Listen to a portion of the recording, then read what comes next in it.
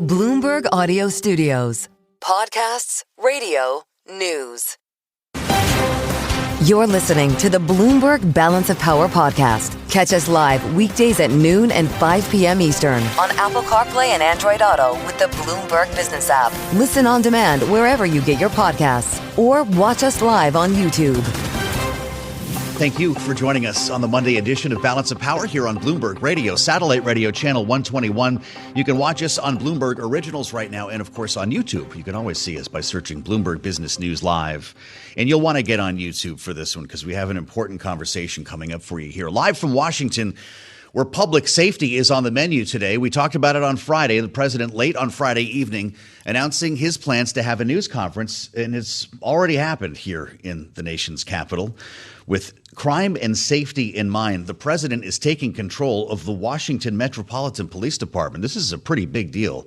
And also deploying hundreds of National Guard troops to cut down on crime and homelessness in the nation's capital. He talked about this in the briefing room, in fact, and answered questions for quite some time. Knowing that this was coming, we just didn't have the details exactly on how he was going to frame this. And we'll be talking about it through the day. If you're with us on 99.1 in Washington, D.C., we see you, and we'll be talking a lot more about the president's plans here. In fact, we're going to spend most of this hour talking about what's going on right here in our nation's capital, specific in this conversation to what's happening with the federal workforce. Scott Cooper started just weeks ago as the director of the Office of Personnel Management, OPM, as the wonks call it here in the nation's capital. And remembering the way this administration began and the reductions we saw in the federal workforce, some of the debates that we've had around this, it is, of course, Director Cooper who needs to implement, manage, and protect this workforce starting now. He's with us in studio, and it's great to see you in our Bloomberg offices. Welcome. It's a pleasure to meet you. Well, thank you. It's great to be here. I have a lot of questions for you, but I want to start with the news of the day here. If the president declaring a public safety emergency, will you be involved as director of OPM in coordinating movement or deployment of federal law enforcement? Not to my knowledge. That's not in your umbrella. It's not in my umbrella. If the president wants me to do it, I'm happy to. You'll do it for him. It's not in my purview. They're all federal employees, though, which is why I asked. Yeah. I don't think so, but. You've seen the news more recently Sure. than I have. So. Well, listen, absolutely. Will you make enhancements in buildings to protect federal workers? Are you moving security around to coincide with this movement? Yeah, as I said, right now the answer is I don't know. Okay. So we haven't done anything. GSA would probably be another organization that might be involved to the extent something like that happens. But for now, obviously, don't have any other directive other than what the president announced this morning. Understood. I mean, the answer might be that we're actually quite secure in our federal buildings here in Washington, and that's I certainly feel that acceptable. way. Yeah, absolutely. For those of us who live around here, we're not running through the streets like we live in Baghdad, as people should know. As I mentioned, you were sworn in less than a month ago. Yeah. I would love to know the experience that you're having here, coming to Washington and going through this culturally. But let's talk about actual policy at first and what you've inherited here, because OPM is losing, I think, about a third of its workforce as you get in the building here. Do you have what you need? Are there enhancements that you need to make to enact your vision? Yeah, certainly as I've been here for a couple of weeks now, people have come to me and said, hey, we may have cut too far in this area or that area. Mm-hmm. So the short answer is I don't know, but we're going through a process to go figure that out. So what I've asked everybody to do is come back to me and tell me, okay, what do you think is missing? But importantly, what are you doing in terms of prioritization? So one of the things I've observed here in D.C. is we're very good about adding things to the plate, and we're not very good about taking things off the plate. Interesting. And so what I've kind of told my team is, look, I'm open to the idea that maybe there are areas where we've cut too far, but I also want to make sure I understand how we're prioritizing, and the answer may be that there are things that we're just doing because we've been doing them for a long time, and we don't need to do it. So we want to understand that. So you're taking inventory. You're taking stock right now. Yeah. When do you expect these reports to all come back? So we've got a near-term deadline, which is kind of in September. We have to put forward our first version of the 27 budget, believe it or not, for government. So we have a deadline that we need to turn that into, I believe, OMB. So literally in a matter of a couple weeks here, I think we're going to have an assessment of how well are we staffed, what are we focused on, and are there areas where we need to add back headcount, or are there areas that we think we can prioritize? You expect to lose another 2,000 or so positions this year. Is that accurate? No. So we started roughly about 3,100. Okay. We expect through mostly the DRP, the Deferred Resignation Program, to be probably closer to 2,000, 2,100 by the end of the year. Yeah. So that's specifically through the deferred. OPM. Yeah. And is that program still active? We still have people who are on the books right now who are sure. coming off. But you can't raise your hand now and say that I'd like to. In general, no, but I think that's something that is under discussion is, ought we to have a program like that kind just of keep it in place ongoing, all the right? time? Yeah. A permanent deferred resignation Potentially, program. yeah. So we've done 2 rounds of it so far, but there is an ongoing discussion as to would it make sense to have something. I don't know if it'll be exactly the same things we've done with DRP, but maybe some program like that. And a lot of private companies do this too, exactly, of course, and right. You're no stranger to that. So you got here after Elon Musk left town. Did the Doge make your work easier or more difficult? Yeah, look, I think what Doge did was they really provided a catalyst for the change that we're trying to now institutionalize. So, look, you know this well. We're talking about a $7 trillion behemoth here. We're talking about 2.5 million people in the workforce, and it's very hard to kind of change culture and change the momentum there. So, in my mind, a lot of what Doge did was really kind of catalyze some of the activity. And now our job at OPM and across the other agencies is to figure out how do you institutionalize this so that operational efficiency is not just a one-time thing, but it's actually part and parcel of what everybody does day to day. A lot of people know you as the guy who ended the 5 things memos. Was that controversial? Is that, you will be, I'm sure, known for a bit more than that. Why did you make that decision, and why would that be considered a controversial move? Because I think some folks are continuing to use this, right? It's the mandate that I don't think it should be controversial. Yeah, it's the mandate that we dropped. Look, what I said I would do is when I come in, just like anything else, we should look at why we're doing things. And sometimes things have a good reason for when you do them, and other times maybe they run their course. And in my mind, when I looked at kind of the opportunity here, I just said, look, if it's a useful tool to you as a manager, great, knock yourself out, keep using it. Okay. But we don't need to consume resources kind of across the government to do it. Was this consuming people? They're tearing their hair out each week to come up with 5 things? It was, the honest answer is I think it was well used in some areas, not well used in others. But it was just a matter of saying, hey, look, we're going to look at things from a fresh perspective. And if we find that perhaps there's other tools that are available to do the same job, then we don't need duplicate resources. Well, as you consider taking stock here and maybe even looking to hire, you scored a legal victory in being able to test applicants, measure applicants' skills. What are these tests, and are they already in place? Some of them exist, but there's a lot more to be done. So the history, just for your listeners to know, is we've been under a court order for about 43 years now, which effectively prohibited the use of essentially merit-based tests to determine are people qualified for the jobs for which they're trying to be hired.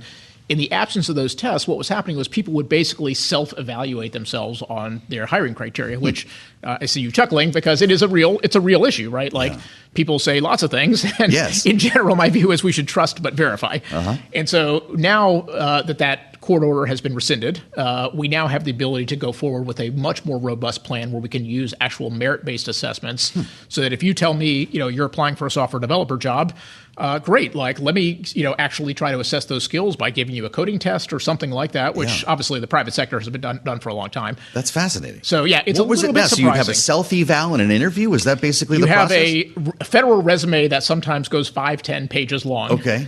You have a self-eval, and then sometimes you have an interview. Right now, what we want to do is to say, okay, the first step really should be, number one, is we've taken the federal resume down to 2 pages. My personal view is 2 is still long, but it's better than 5. And then like if you have a job for which we have a test that we can evaluate, whether it's your judgment or technical skills, we should have you do that first so that we understand, are you even in the running for the potential job we're hiring for? Boy, you wouldn't think that that's revolutionary. Yeah, I know. None of this is rocket science. I agree. We are not inventing new things here, but we were, because of the court order, a lot of the agencies were very worried that if they use these tests, would they find themselves in constant litigation? And so now that court order is gone, that clears the path for us to do this. I have just about a minute left. I'm just fascinated by what this must be like for you. And I'm wondering what culturally it has been like. I know where your headquarters is over on East Street. I know what that building looks like, at least from the outside. You should come inside.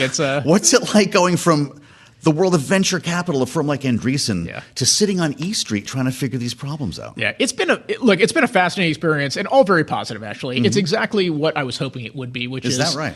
Well, look, I view this as like the managerial challenge of managerial challenges, which is in my old job, at the end of the day, you have a CEO, the CEO tells you what to do, and at some point, people actually do what the CEO says, or they, quite frankly, find themselves another job. Fine. And this is a much more of what I would call a power persuasion job. Can you get people aligned around a mission and convince them why the things we want to do from an efficiency perspective are not only good for their career, but also good for the government? Yeah, well, that's called public service, I think, exactly. Right? Really great to meet you. Thank you for coming. Let's keep the conversation going. Scott Cooper, OPM, This is the man in charge of managing the federal workforce that President Trump was just talking about protecting here in Washington. We're going to talk more about his public safety emergency and what's going to mean for the streets of Washington. It's all ahead right here on Bloomberg.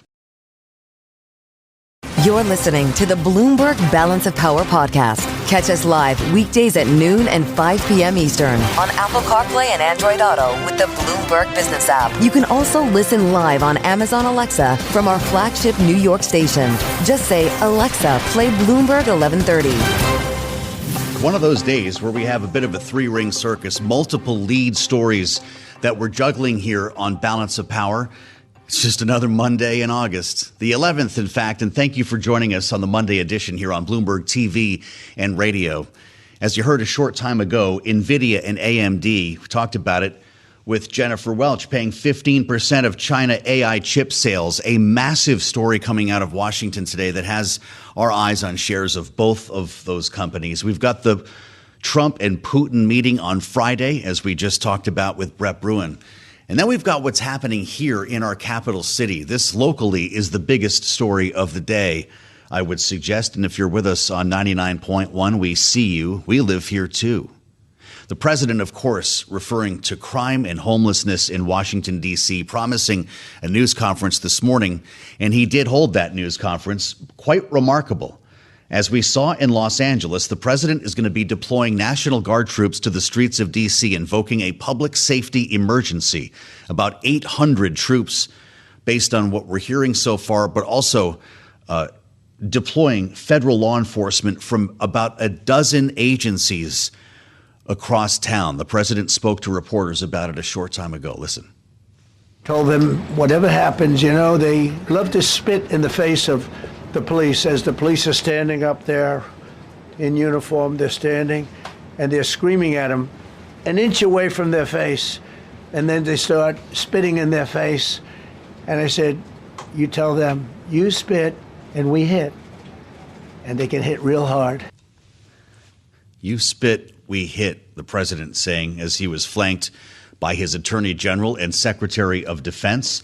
It's not just the National Guard troops. The president of the United States is also federalizing the local police department, the D.C.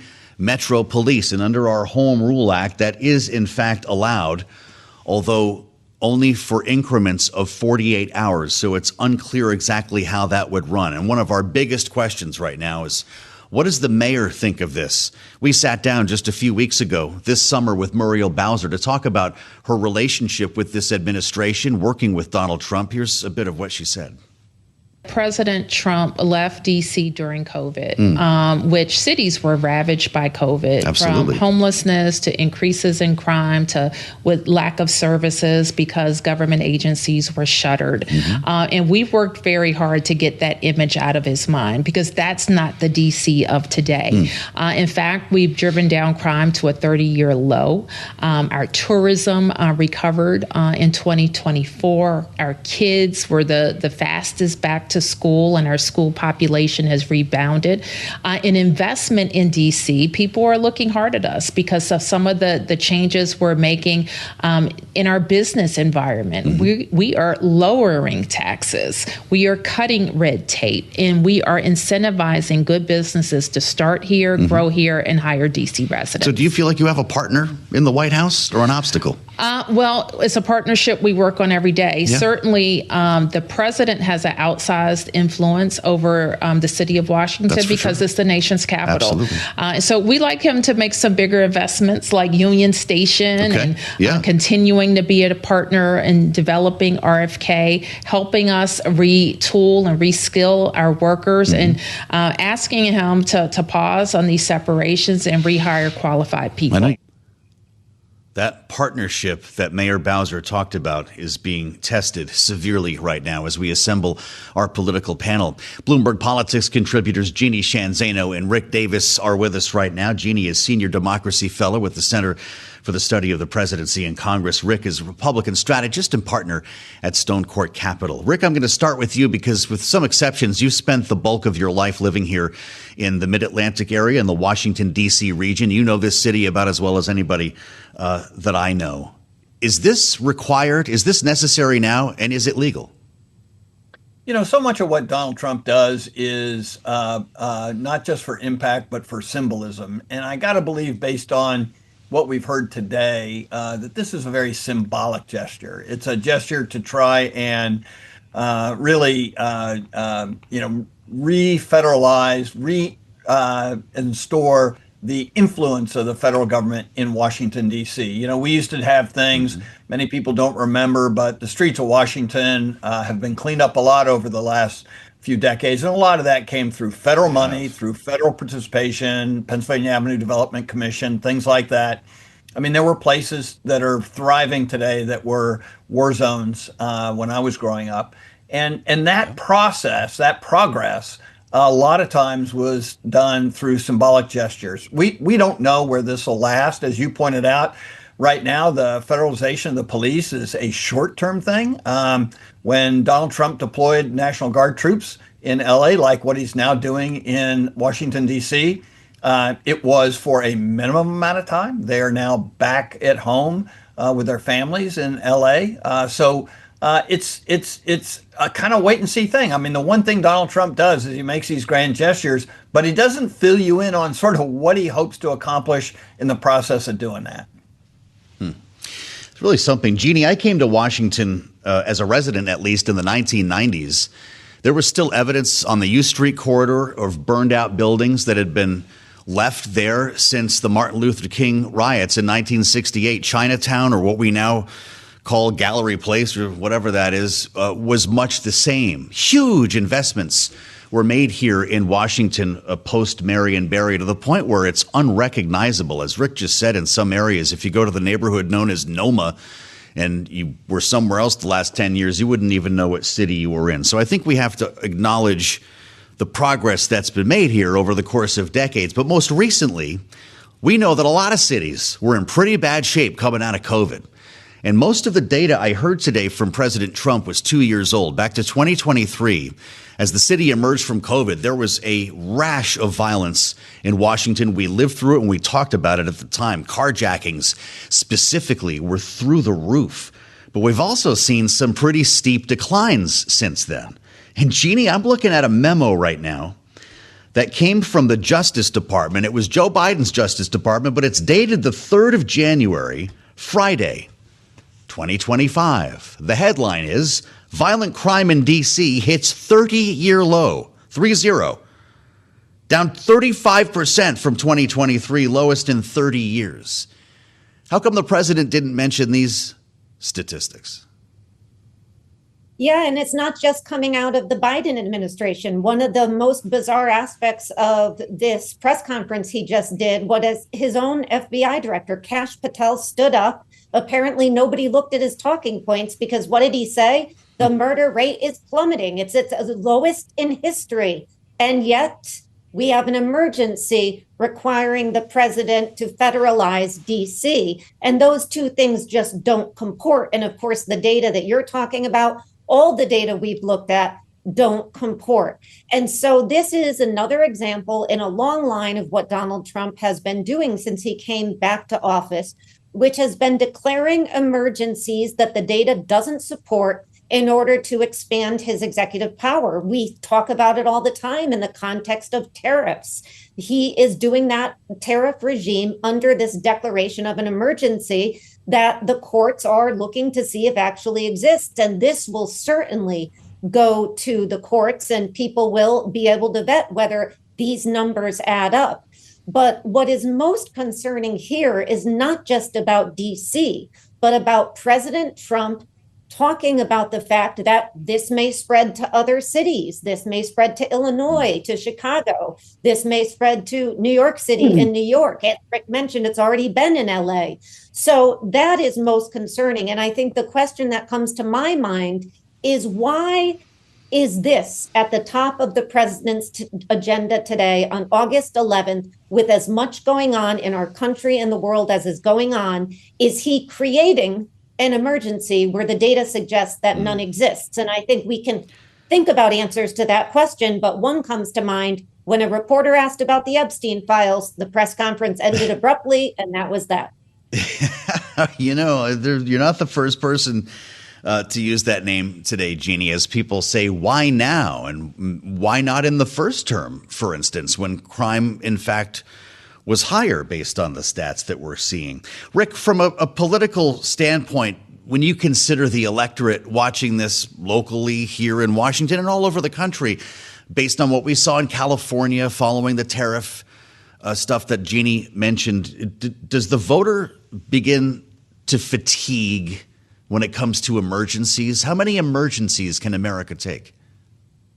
Yeah, I wonder if anybody really even focuses on that. I mean, we obviously are, policy nerds. We get in the weeds on the authorities that the president and the Congress has to exercise their various powers.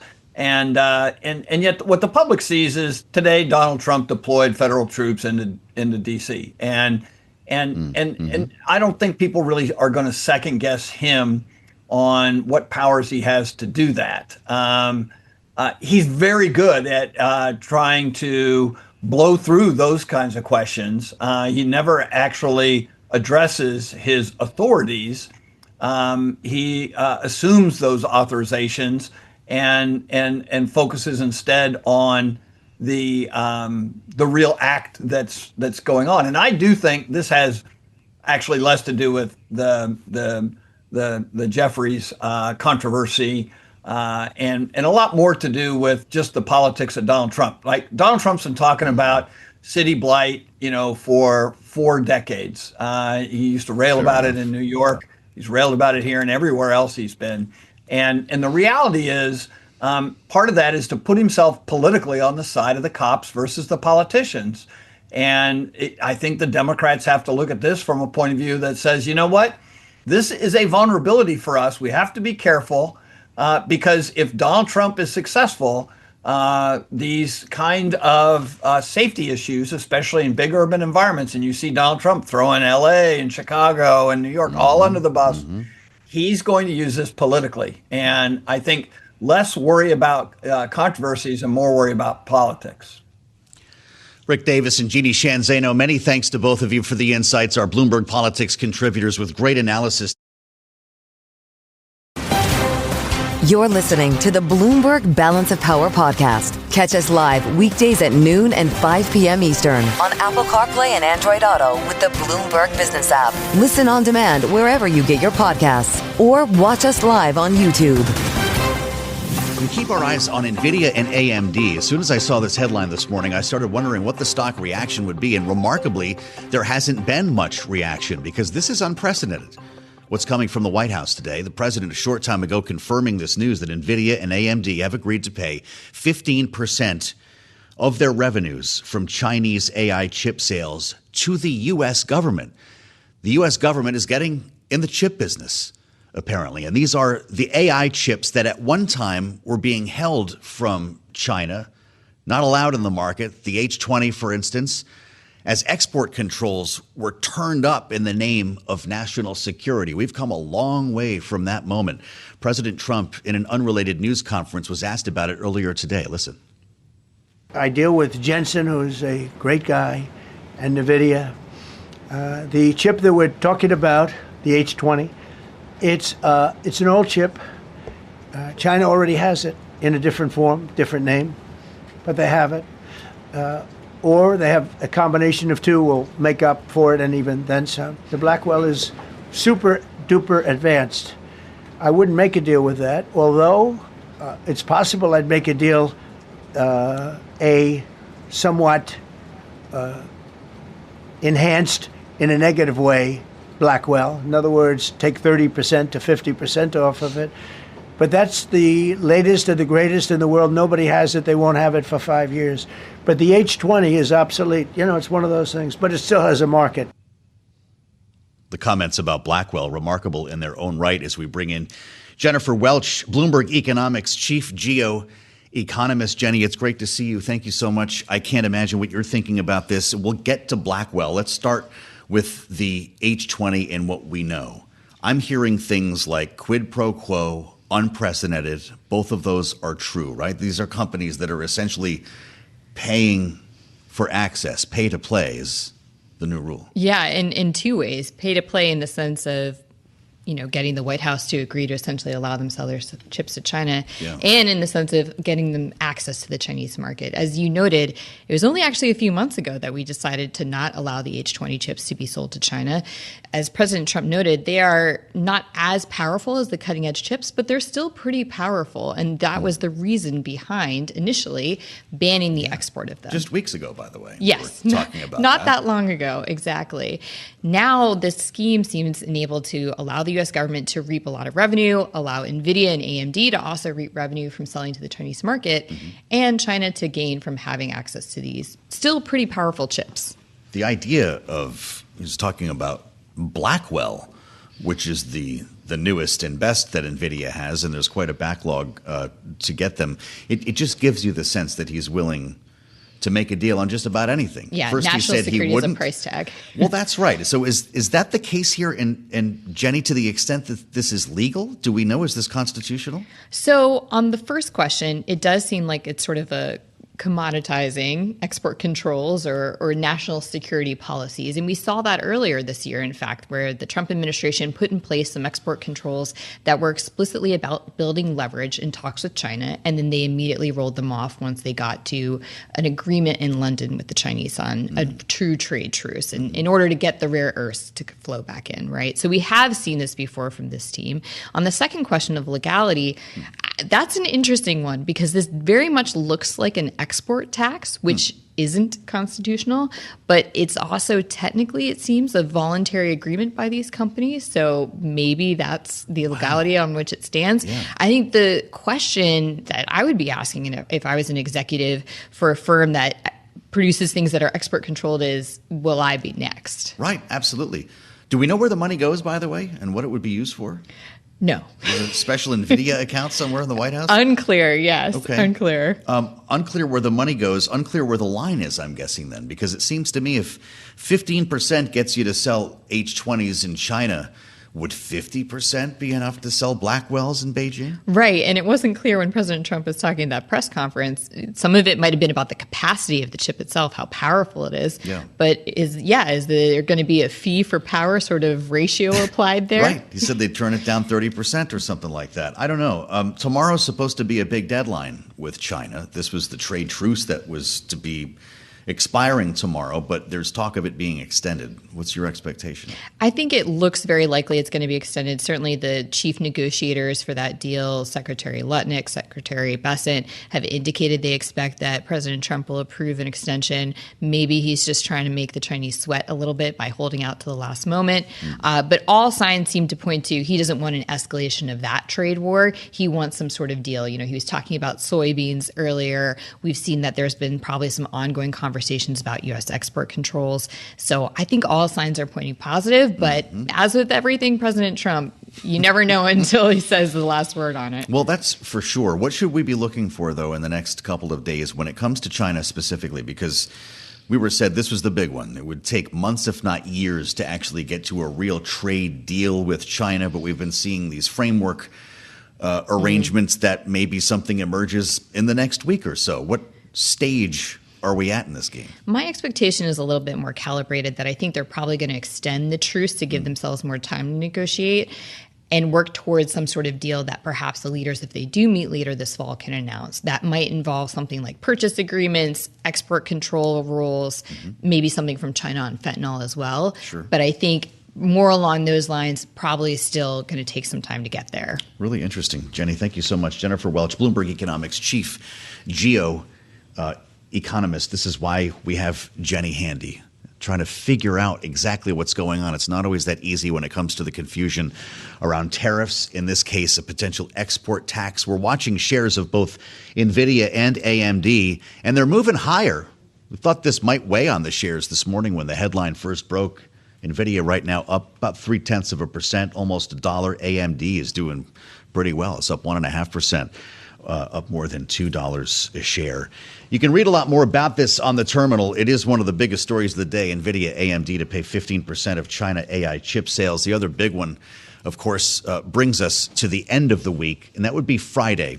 We now know that the meeting will take place in Alaska. We don't have a lot of other details at this point. The president will be wheels up to Alaska Friday, and at some point during the day, we don't have a time either, he will be in a room with Vladimir Putin talking about, presumably, the end of the war in Ukraine. The president did get into this earlier at his news conference in the briefing room. Let's listen. I'm going to see Putin. I'm going to Russia on Friday. I don't like being up here talking about how unsafe and how dirty and disgusting this once beautiful capital was, with graffiti all over the walls. It's another part of it, by the way, because we're talking about safety, but we're also talking about beautification. Beautification, indeed, he has been talking about today. Brett Bruen has spent a career as a diplomat and now a consultant in this field, the president of the Global Situation Room, former White House Global Engagement Director, with us in studio here in the mean streets of Washington. Brett, great to see you. Yeah, survived the trip over. You got out from the mean streets of Old Town to the dystopian center of Washington here. Congratulations. I've got a lot of questions for you, and I suspect you've got some questions that need to be answered as well. This was initially framed as a win for Putin just to get in a room with Donald Trump. Now we're the host nation. How is this going to unfold on Friday in Alaska? Well, let's start with that, because normally in diplomacy, you would hold that back, a trip to the United States. We all remember when Trump raised the prospect in his first term of the Taliban coming to Camp David. Right. And there were a lot of us sitting around. Maybe the reason they didn't come was that's just so strategically stupid. Yeah. And now we're inviting the leader of a country that's invaded an ally, not to sign an agreement, not because he's made major concessions, just to feel each other out, according to the president earlier today. That's not the sort of thing that you do in sequential order. You start with the substance, and then you get to the superficial stuff. Right. They should, I guess, in the traditional sense, be showing up with an agreement already in hand, right? We're coming here to codify this agreement. Will there be other people in the room? Will this go on for hours? What do you expect? Well, we know from past meetings, even past telephone calls, Trump likes to go mano a mano with Putin, maybe a Russian translator in there, which means there are no American eyes or ears on that conversation. Concerning, yes, who will be in the room? Probably Marco Rubio, not least of which because he holds like 11 different cabinet positions at the moment. That. Yes. But also on top of that, look, the question of Volodymyr Zelensky. Right. We are talking about Ukraine, and yet Ukraine still is a question mark. And it's interesting, J.D. Vance yesterday saying, well, we'll kind of see and work that out. No, that's something you work out before you extend the invitation to Putin. And the price of Putin getting to come to the U.S. is sitting at a table with Volodymyr Zelensky. And the notion that they haven't worked these things out ahead of time is just really perplexing. He just said this morning that the next meeting would likely be between Putin and Zelensky as he saw it, or all three of them, because he'd be glad to show up and help to mediate this. He's approaching this as the man who wants the Nobel Peace Prize. Does that bring its own liability? Well, let me disabuse those around this town who are floating the idea that the Nobel Committee, a committee of Swedes, Norwegians, who believe firmly in things like anti-colonialism, are going to give a guy who's threatening to colonize not one, not two, but multiple countries the Peace Prize. Because when we talk about peace, we're not just talking about, this kind of superficial social post that Trump puts out there and claims that it's a peace deal. We're talking about real substantive peace deals. And Joe, you and I have had conversations about this, but when we're involved in peace deals, there are chapters, there are whole volumes that are involved of, borders, as well as how exchanges of troops and the whole confidence building measure. None of that is here with any of these deals. Well, in the meantime, Volodymyr Zelensky is sitting in his office reading stories about freezing lines in place that we're going to hand over the Donbass and Crimea. And the president referred to these so-called land swaps. He was asked about this earlier today. Brett, let's listen to what he said. The next meeting will be with Zelensky and Putin, or Zelensky and Putin and me. I'll be there if they need, but I want to have a meeting set up between the two leaders. I was a little bothered by the fact that Zelensky was saying, well, I have to get constitutional approval. I mean, he's got approval to go into war and kill everybody, but he needs approval to do a land swap, because there'll be some land swapping going on. I know that through Russia and through conversations with everybody, for the good of Ukraine. Good stuff, not bad stuff. Also, some bad stuff for both. Some bad stuff. Land swapping. Are we talking about Donbass and Crimea in exchange for Zaporizhia or something very lopsided? What does he mean by swapping? Just to be clear, it is 2025. It is not 1825.